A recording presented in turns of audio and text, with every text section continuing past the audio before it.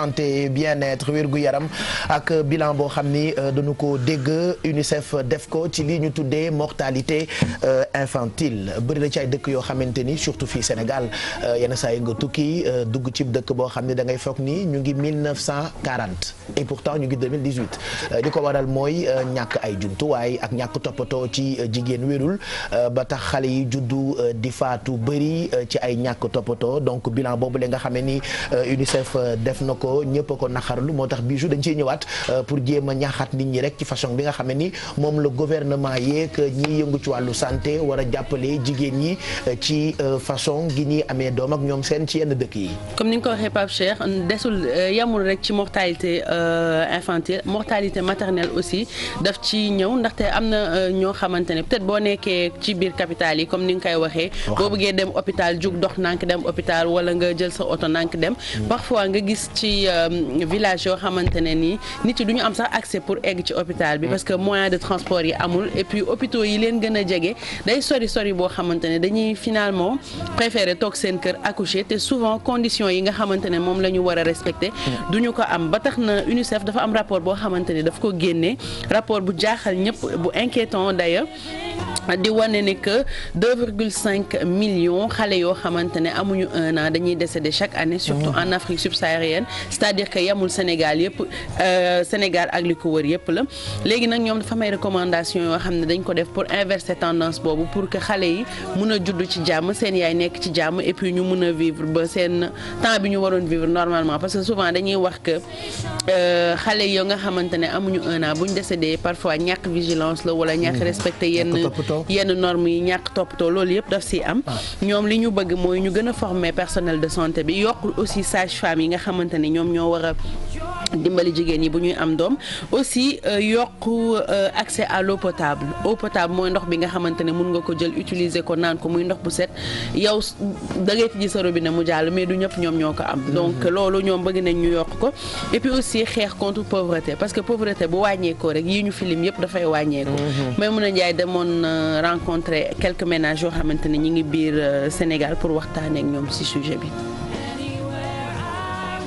Voilà, je pense que élément bi pareegul ak Maïmouna Ndiaye on va y revenir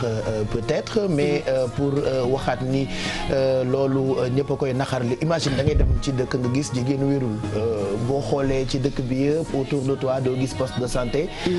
doo gis maternité après tu te poses même des questions kii ëmb fan lay fajoo fan lay defee ay visites xaw ma na ngeen ko tuddee prénatal ou yooyu nga xam ne c'est obligatoire wasin jot nga gis ñu yeb ci saret wala war a dangeek moom ba benn dëkk wàcce ko jëlal ko oto dawaat encore pour dem ci hôpital ba finalement jigéen ji mën naa dee ci yoon bi wala doomam sax ñàkk bakkanam. déjà visite yooyu Pape Cheikh c'est des visites yoo xam ne c'est obligatoire en fait médecins yi dañ la koy wax début bi il faut nga dem ci biir grossesse bi il faut nga dem au moins 3 à 4 fois pour ñu xool ndax le bébé évolue normalement. léegi yow bu fekkente ne fi nga dëkk sori na trop amoo moyen wu dem da ngay toog rek nga ne bon garaawul naa toog yàlla baax na grossesse bi dina évoluer comme il se doit. accouchement bu jotee bu fekkee amoo koo xamante ne war na la mën a dimbali nga accoucher normalement dinañ la jël déjà méthode bi ngay am rek loolu déjà mënuñu ko comparer ak leneen imaginer nag nekkoo ci condition yu baax ñu war la jël teg la ci charrette tegaat la ci beneen oto jël la di la transporter transport boo xamante ne nii doo xam kañ ngay egg ci yoon bi lu nekk mun na ci xaj mun nga ci accoucher doo yor dara loo xamante ne war nga ko mun protéger bébé bi mun ko protéger sa bopp ay microbe dugg la doo comprendre hémorragie mun na am sa tension mun na yéeg c'est-à-dire risque yi lié à l'accouchement ci boppam moom moo bëri il faut vraiment benn professionnel assister la pour mun la dimbali nga génn ci mais bu fekkente ne yow kese la ñu bàyyi la nga xamante ne ci say propre moyen bopp ngay demee pour mun a accoucher day metti daal loolu mooy waral jigéen yu bëri dañuy ñàkk seen bakkan boo moytul bébé bi aussi daf siy topp c'est très dommage que genre tout le temps dañuy wax ñoo ngi en 2018 et pourtant loolu mi ngi exister ba léegi ci yenn ville yi. loolu li ci mën a doole mooy autorités yi gën jàppale ñi nga xamante ne ñoo nekk ci dans les zones reculées. surtout ci côté infrastructure sanitaire c'est important parce que bu ñuy wax comme ni nga ko waxee bu ñuy wax 2018 la ñu nekk lii peut-être nga nekk Dakar rek yaakaar nañ tout se passe ici alors que tout va bien alors que ñi nekk ci dans les coins les plus reculés ñoom tamit ils vivent l'enfer donc ñooñu autorité il faut ñu jàppale ñu ngi ci ay jéego yi sax mais ñu jéego yi gën a nekk ay jéego yi nga xam ne yu am solo la pour ndaxte dëkk moom lu koy doxal moom wér-gu-yaram ak éducation moom mënul ñaari point yu am solo la. éducation ak santé moom c'est important. Normalement day war di nekk priorité moo tax à chaque fois ñu gis gouvernement inauguré na tel hôpital démb rek maa ngi gis ci journalu RTS bi ni président demoon na inauguré benn centre boo xamante ni ci wàllu wér gu yaram la. sa xol day sedd ba nga xam ni boo déggee itam ni bërëbu fajukaay bi ñàkk nañu lii wala amuñu lii wala koñ bi amul fu nit fajoo itam day tàng sa xol. ba doo xam looy wax donc baax na. ñu gën leen a jàppale Sénégalais la diaspora yu nekk ay France ak États-Unis wala dañuy jël ñoom dañuy def ay cotisation dajale yu bëri oui ubbi ay hôpitaux ci seen zone yi que ça mu nekk ay Matam wala feneen ak feneen loolu tamit nekk na lu am solo nga xamante ni parfois duñ xaar lépp ci gouvernement c'est des gestes à saluer ñoo xamante ni yow sénégalais nga am na yoo xam ne sa devoir la wala nga xamante ni war nga ko participer pour sa réew loolu tamit c'est des bonnes initiatives à saluer donc loolu nekk na lu nga xamante ni lu am solo. ba pare côté formation bi parce que j'aimerais bien qu'on insiste là-dessus parce que souvent da ngay gis kenn kuy dem accoucher da ngay egsi mais c'est comme si am na sage-femme yoo xamante ne elles sont vraiment cool elles t'accueillent comme il se doit toppatoo la comme il se doit aider la comme il se doit mais am na ñoo xam ne da ngay dem limite on dirait que dañ la mere wala genre dañuy foog ne tu fais exprès. oui loolu c'est un autre cas métier bi eggul fii loolu beneen feebar la sax. voilà donc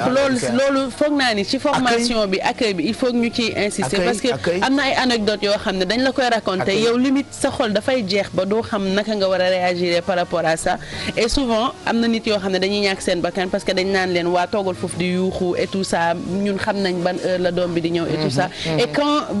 période bi ñuy ñëw di agir c'est trop tard parfois yaay ji ñàkk si bakkanam donc yooyu yëpp je pense que war nañ ko intégrer ci biir formation yi comme li ñu tuddee fan yi accouchement humanisé je pense que loolu mooy accouchement boo xamante ne mooy bu normal bi. yow tam yaa ngi tane sax day dalal xel waxatuma la ak raayal ça va day tax xel dal akay Baye Cheikh dafa am solo. ça va ça va yaa ngi tane ça va maase la tuuti ça fait du bien rek sa métti sax doo ko yëg wallaahi léeg-léeg tamit nga wax ko kenn ñi nga xam ne ñoo ca nekkul sax seen xol day tàng kon ñooñu war nañu sóol ñi nga xam ne ñii nekkuñ ci ndax ñu sagalaale leen parce que buñ dee wax dañuy wax li nga xam ne dafa nekk mais ñi nga xam ne tam defuñu ko dañ naan xooleel nii rek li ñuy wax ak li ñuy def suñu coono am na ñoo xam ne ñii ñi ngi ciy def li ñu ko war a def ñi ko war a defee mais am na ñoo xam ne tamit wallaahi lazim ñi ngi ci noonu rek wallaahi li ma si bëggoon yokk rek mooy que ne ñaari côté yëpp il faut ñuy dawal yërmande bu fekkente ne ñi nga xamante ni ñoo war a dimbali nit la ñu am ay structure sanitaire ba soxna yi nga xamante ni dañu won lor bu ñuy mën a mucc si jàmm ak salaam ñooñu itam il faut ñu dawal yërmande lépp loo xamante ne ni dañ ko war a jël yóbbu ko si àll bi ñu am fu ñu fajoo am lu ñu lekk am lu ñu naan am ndox yooyu nga xamante ni ay commodité la maanaam nit mënu ko ñàkk loolu nañ si dawal yërmande parce que tamit nit ñi aussi buñ jëlee seen lépp jox la ko ne la yow yaa ñu doy war nga def sa kéem kàttan ëllëg si biir boo jàkkaarloog ñoom doo sëgg doo ruus beneen bi itam ñi nekk di faje bu nit ki ñëwee comme ni ñu ko waxee ñu dawal itam yërmande bi mooy nit dina ñëw nga xool ne kii li mu andi si hôpital bi garaaw na lool nga ne ko yow lii du dara lii lu ñuy lijjanti léegi la dalal xelam nga xam ne ni ngay dalal nit ki mën na faj jàngoroom waaye itam mën na ko aussi jàngoroom léeg-léeg ñu indi benn puso bu ko laal rek nga nekk yow yóbbu fi itam mu mel ni tey lay dee kooku choc bi mu siy jëlee rek mën na ko def noo xamante ni doo lay jógee sa moom dootul gaaw a dellu si kon ñaar yi côté yëpp nañ d'où l'intérêt de la formation comme ni ko Bijou waxee ndax c'est que formation bi dafa am solo communication dafa am solo ci wàll woo nekk ndaxte nit ki muy ñëw rek nga wax ak moom communiquer yow yaa xam moom xamul moom comme que moom xamul nag il faut nga koy jox communication mais toujours communication bu baax nga xamante ni da nga ko mën a dégg dina dalal xelam ndaxte récemment maa ngi doon waxtaan ak ki nga xamante moo jiite hôpital Dalal Jàmm bi mu ngi ko expliquer parce que ñoom li ñuy soucier wu toujours à chaque fois mooy accueil bi mais waxtaan ak moom man ko est-ce que ñi ngi bàyyi xel tamit accueil bi ñu ne maintenant dañuy jël ay dispositions ñi recruter pour accueil bi dañu leen di former ba pare ñuy ñëw nga xamante ni dugg ci genre structure de santé yi pour bu ñu ñëwee ñoom tamit ndaxte accueil yi ñoom tamit xam nañu Sénégalais li ñuy dugg c'est vrai que yenn saa yi du ci hôpitaux yi rek fii moom Sénégal yenn saa yi nga dugg ci bërëb ka nekk ca accueil bi limite daf lay xeelu limite daf lay xeeb j'étais avec une amie il faut que ñu def ci émission sama xarit bu riche bu yàlla tëral mais bon elle était un peu mal fagotée sol robam simple donc ma gaare mu dugg ci biir boutique bi laajte soxna si robe bi ñaata lay jar soxna si na ko robe bi dafa cher de mu wóor la ni bu gisoon certainement ku sañsee def lu rëy et tout ça dina ko accueillir ci beneen façon bu mu accueillir kooku dinañ ci def débat waxtaan ko wallaahi daf ko laata rek mu ne ko robe bi dafa cher de je te jure ah et pourtant xamul ni kooku ma àndal wax dëgg yàlla ku yàlla teral la mënoon na jënd boutique bi yëpp da ko jéppi daa ba dafa mujj génn boutique bi. yow déjà yaa ngi dàq sa cliente. waaw bés maam Cheikh Ibrahima Fall du ma fa taxaw man. wër yor mbàttam naan ndongo laa ngi yelwaan bi mu tàbbee joxuñu ko dara xeebel mu sañ sa ba rafet ñëw te mu ñëw ñu jox ko lu bare bare wallaay mu ko kii bi mu sol yére yi mu sol moom la tàllal ne ko def yére yi nga taral taraloom yére yi nga taral wallaahi loolu nag dafay bëri te def te yàlla tax dafa am solo dafay bëri da ngay jëf te yàlla tax dafay bëri am na ñoo xam ne ñu def te yàlla lu ñu def am na lu tax wallaahi ñu ngi seeru tombe yi daan ci def waxtaan bu weesoo bilan boobu la nga xamee ni UNICEF def na ko ci lu ñu tuddee mortalité infantile am na itam beneen calcul boo xamee ni Bijou dinañu teg reportage bi léegi nii jëm ci njur gi fii ci Sénégal dégg naa daa wàññeeku ci côté bu baax bi parce que avant da nga doon gis jigéen boo xamante ne Pape Cheikh day jur lu bëri après prend mais sérieusement oustaz yaa ngi naan mu ngeen ma bàyyi ma eggali mu ñoo bàyyi ma eggali non lu ñuy wax mooy genre que ok ay jullit lañ dañoo war a yokk xeetu sallallahu alayhi wa sallam d'accord mais parfois da ngay gis nga ku jur ay une dizaine d'enfants bu paree du xam nu muy def ak xale yi teg leen ci kër gi doo yor loo leen jox ñu lekk doo yor loo leen jox ñu naan jàng waxaale wuñu ko toppatoo seen santé waxaale wuñu ko dox leen faw yi dem déranger yeneen nit yi amaale ci àq dëkkandoo yooyu yëpp ci biir donc actuellement li ñu gis mooy taux de fécondité bi dafa wàcc ba moyenne bi léegi 5 enfants par femme la 5 ça va oustaz bàyyi ko mu teg ko rek teg ko rek heure baa ngi dem teg ko rek 9h43 teg ko rek dañu war a dem Porokhane léegi nii teg ko rek yow teg ko rek ak yëfi njur dafa leen intéressé. Diouf am na borom kër ak ñaari bant fi mu toll nii lu jëm ci dakkal njur gi waxagul lu ci jëm. déedéet boo nee ñaar doole ñaar yooyu dem ba jot a mën dara yàlla yóbbu leen léegi nga toog. mu mel ni kuy feerlu nogay moom célibataire bi naam amagul ci lu mu jàpp wante mi ngi xalaat lu aaju ci njur. Mais loolu ça dépend ci famille parce que am na yenn famille yoo xam ne ñoom ñii dañuy am ñaari doom ñii ñetti doom su ko defee nag seeni doom mën na leen doon tamit ci loolu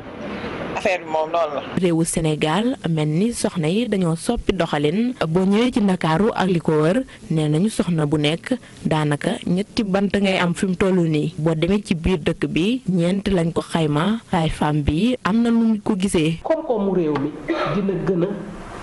yokk bu gënee yokk population bi dina am maanaam dundu gu mucc ayib ba pare xale yi nga xam ni ñoom ñu ngi toogoon liggéeyuñu ñu ci ëpp daañu mën a am emploi donc loolu mooy le taux de fécondité bi nga xam ni nag dañ koy dugal ci dividende démographique. lu ñu duppee planification familiale ak soxna yi ni nga xam ni dañoo jóg di daan seen doole loolu lépp boo ko saytoo am na lu mu ci def. jigéen ñi léegi dañu am ab liggéey suñu liggéeyal si tool yi itam ñu ngi def liggéey boo xam ni daf leen di indil revenu maanaam xaalis pour ñu mën a toppatoo seen doom ak seen waa kër. beneen bi ci des mooy nit ñëpp en général faj mu mucc ayib beneen bi ci des mooy li ko waral mooy maanaam li ñu judde woon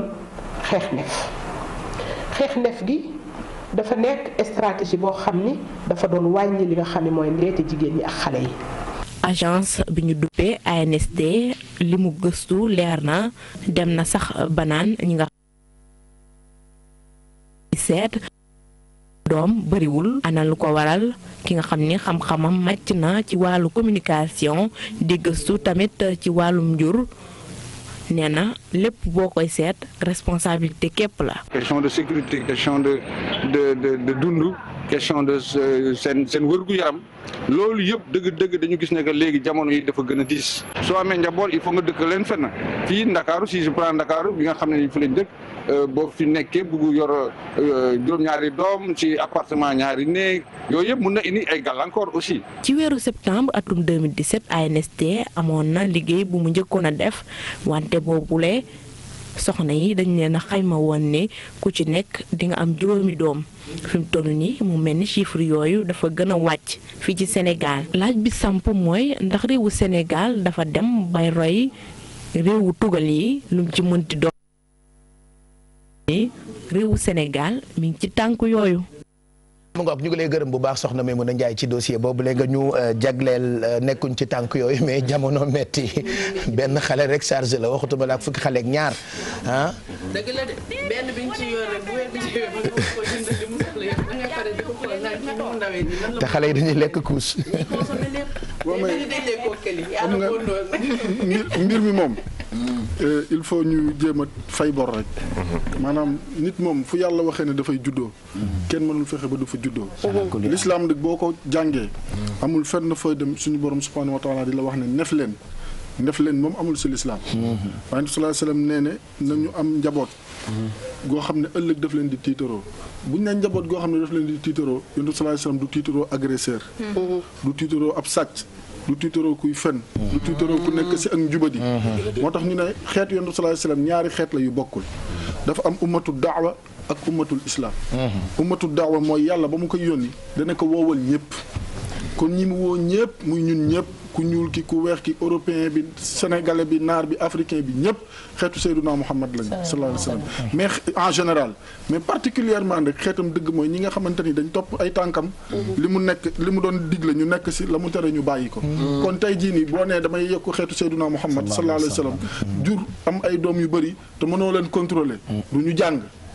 du ñu lekk ba suur du ñu naan ba màndi du ñu tëdd fu baax nangam ak nangam te tegoo ko fenn fu dul sa bànneexu bakkan yow yaa ngi tuumaal Seydina Muhammad sallallahu alayhi wa sallam am na ñoo xamante ni mara day taal dañu am njaboot duñu leen mën a contrôler ñetti weer wala juróom benn weer la ñuy magante nga bëgg si am ñett wala ñeent yoo xam ne day tegloo te xëy na li ñuy bañ ñu wax ko dinañ ko wax xëy na sa loxo jotul sa gannaaw yàlla nag moo yor wërsëg nee nañ dañuy wax naan gémmañ gu yàlla xar def si ñam famine amu fi Éthiopie ba ay nit def ak feneen si àdduna duñ ay doomu aadama kon wax boobu wax bu yàqu la Serigne Cheikh Ahmed Tidiane Al Maktoum radiyallahu anhu doon na wax ne nañu bàyyi di wax naan yàlla du seetaan nangam mu ne yàlla miy toog seetaan première guerre mondiale mu am ba jeex ay nit ñu bari deesi mu toogaat seetaan deuxième guerre mondiale mu am ba jeex ay nit deesi ku toog croiser les bras naan yàlla du ko seetaan la mag ñi naan yàlla bay sa tool xamoo li xew kon nañ si jël ay responsabilité alquran li mu wax mooy wal walidaatu yurdi'na awlaadahunna hawlayni kaamilayni man arada an yutimma radaa ba aaya ba jeex yàlla nee na waajur yu jigéen yi yaay yi nañuy nàmpal seen i doom ñaari at yu mat sëkk biir ñaari at yooyu nag li nga siy déggee yow mooy na nga fexe ba bu si jëlaat ëmb méthode bii ngay def nag ba doo si jëlaat ëmb loolu yow yaa xam saxaaba yi jamono yonent bi sallallahu alayhi wasallam li ñu doon def ridwanullahi ta'ala alayhim mooy kuy interrompu ñoom boobu lañ doon def maanaam tey ji buñ jëfalante ak seen soxna ba war a am lu génn si ñoom ñu tuur ko si biti dañuy jàngale rek ñu stratégie donc ñoom loolu lañ ñeemooloon tey jii nag dañ lay jox loo xamante ni mën na nekk piqûre mën na nekk ay pilule mën na nekk dañu amoon seen ay méthode de contraception di utiliser ñaari way dencante rek laay wax à chaque fois ñi ñu mayee si faratas yàlla ak sunna Seydina Muhammad sallallahu alayhi wa sallam ku dul ñaar ñi man intéressé wu ma ñaar ñii di way dencante yi waaye génnante yi waxuñoo gi leen l'islam wax kon loolu xale yi nañ si bàyyi xel mais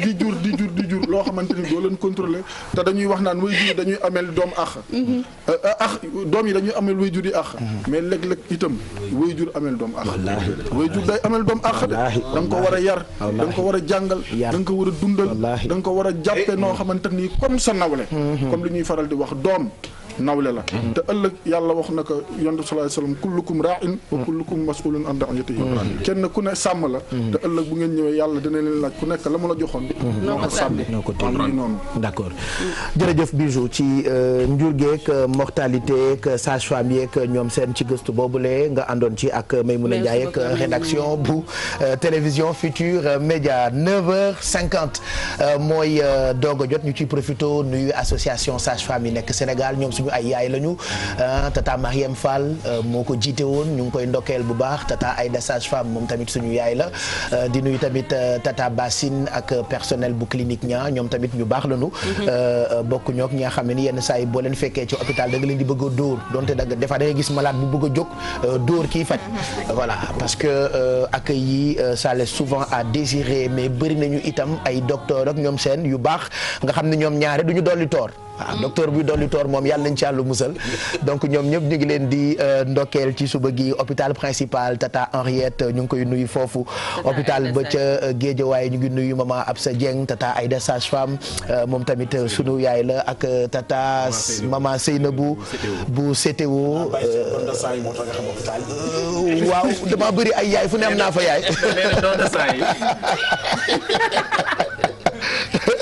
non non ma xam nga secteur yëpp dama fa bëri yaay hôpitaux yëpp am naa fa yaay maternité yeeg clinique yeeg yooyu yëpp daal dama fa am ay yaay ba nga xam ne ni bu ñu dee waxtaanee yëfi wér-gu-yaram sama xel dafay dem ci ñoom ala kulli àll